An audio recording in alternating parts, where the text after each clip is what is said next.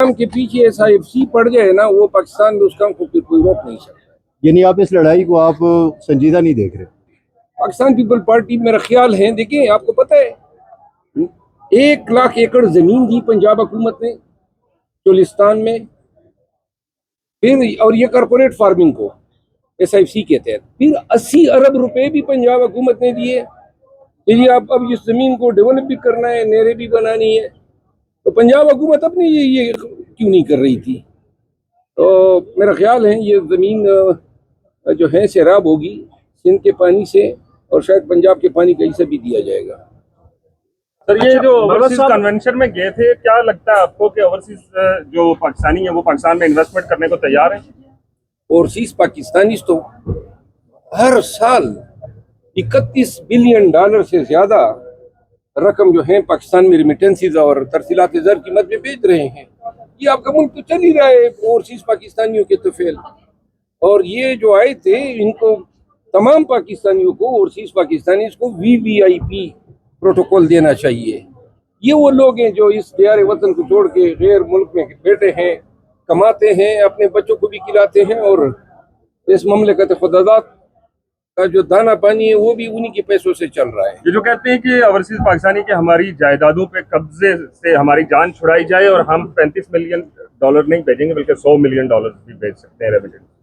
Overseas पाकिस्तानियों के 3-4 गंभीर मसले हैं। नंबर 1, जहाँ ये चूंकि पैसे वाले होते हैं, वहाँ पे पाउंड, डॉलर और यूरो में कमाते हैं, तो यहाँ इन्होंने अच्छी अच्छी ज़मीनें और अच्छे अच्छे घर और महल बनाए होते हैं।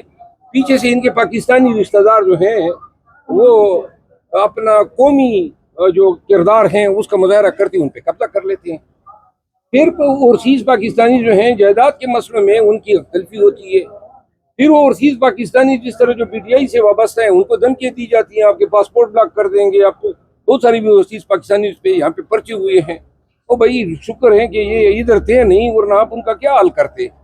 फिर ओवरसीज पाकिस्तानी जो हैं यहाँ जेली पर्चे हो जाते हैं। अब फौजदारी कानून ये कहता है कि वो शख्स जब तक पाकिस्तान की सरजमीन पे आएगा नहीं, उसको कोई रिलीफ नहीं दी जा सकती। इस हवाले से बोगस केसों में, फालतू लघु बेबुनियाद केसेस जो ओवरसीज पाकिस्तानी के खिलाफ बनाए जाते हैं, उसमें कानून में कोई शिक डालनी चाहिए ताकि उनको पर्सन अपीयरेंस से इस्तिस्ना मिले। फिर जो ओवरसीज पाकिस्तानी हैं उनको यहाँ पे पाकिस्तान के जो इदारे हैं, CDA हो गया मिसाल के तौर पे, अब CDA ने और रियल एस्टेट डेवलपर्स ने बहुत सारे ओवरसीज पाकिस्तानियों को ठगाए। उनको बताते हैं कि जी ये फलां सोसाइटी चल पड़ी है, और वो बेचारे आवत देकर नाताब इन्वेस्टमेंट कर लेते हैं और फिर चूना लगा लेते हैं। एक ओवरसीज पाकिस्तानी यहाँ पे प्लाजा बना रहा था, मेरे पास आया, 8 करोड़ रुपए CDA के अफसरान ने उनसे रिश्वत ली और फिर भी उसको NOC नहीं दे रहे थे।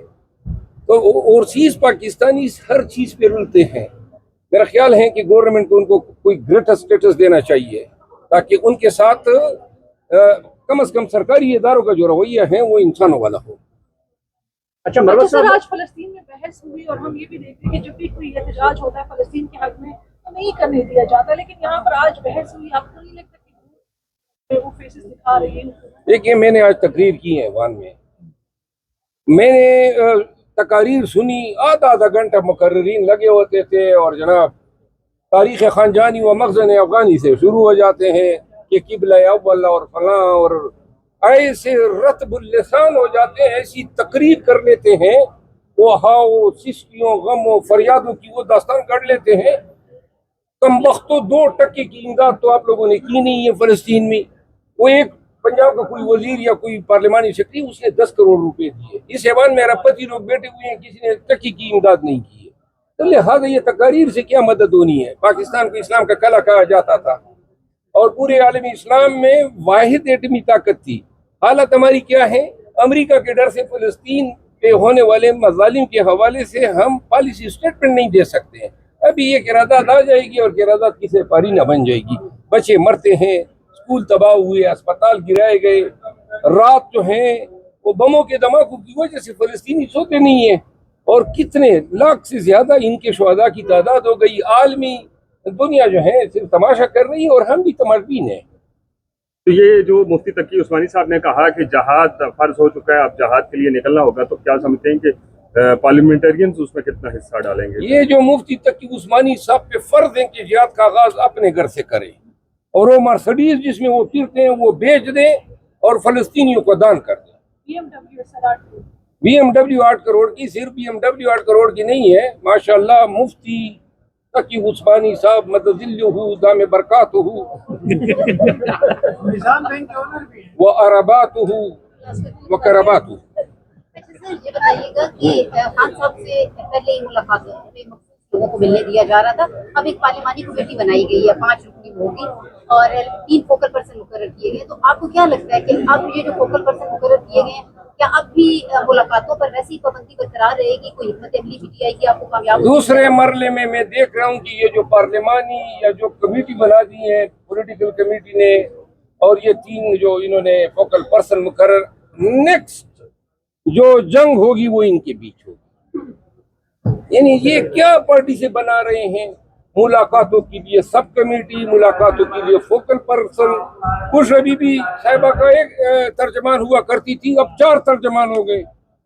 तो लिहाजा थोड़ा रहम करें। मैं आपको बता रहा हूँ ये मुलाकातों पे झगड़ों का सिलसिला थमने वाला नहीं है, क्योंकि इन लोगों ने औरों को छोड़ना नहीं है और औरों ने मुलाकात करने से बाज नहीं आना है। तो लिहाजा अगले हफ्ते एपिसोड 2 नजर आएगा। और कोई बात?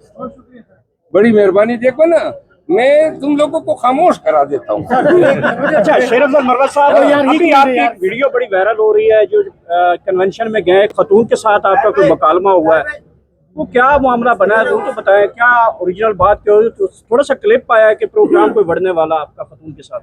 हाँ, वो एक खातून थी, मेरे ख्याल में वो ओवरसीज नहीं लगती थी, लेकिन आई हुई थी, तो आती ही उसने जनाब ये वड़ना शुरू कर दिया। अच्छा, तो कुछ ज्यादा ही जबान दराज थी, तो मैंने कहा कि आपका तो नहीं, लेकिन आपके शोहर का प्रोग्राम उड़ चुका है। आप तो शाम तक प्रोग्राम तो बढ़ गई होना जैसे। यार मैंने एक इलेक्ट्रॉनिक मीडिया पे एक वो डिसीजन आई हुई है। सर एक मिनट यार तुम्हारा क्या ये है, आजाद टीवी चैनल है, हैं? चले आज से तुम्हारी मीडिया की बैंड बजाते हैं, चलो। मेरे साथ मौजूद हैं शेर अफजल मरवत साहब। मरवत साहब, कोई कमेटी बनाई गई है जिसमें ये फैसला किया जाएगा कि खान साहब से कौन लोग मुलाकात कर सकते हैं और कौन नहीं कर सकते? यार ये बात तो मैंने पहले कर ली ना, मुझे पता नहीं था। आजाद के नहीं कहते। आजाद में अलहदा करना वो जी जी। अल्लाह आपको जो है ना बहुत बीमारी में मुब्तला कर दे।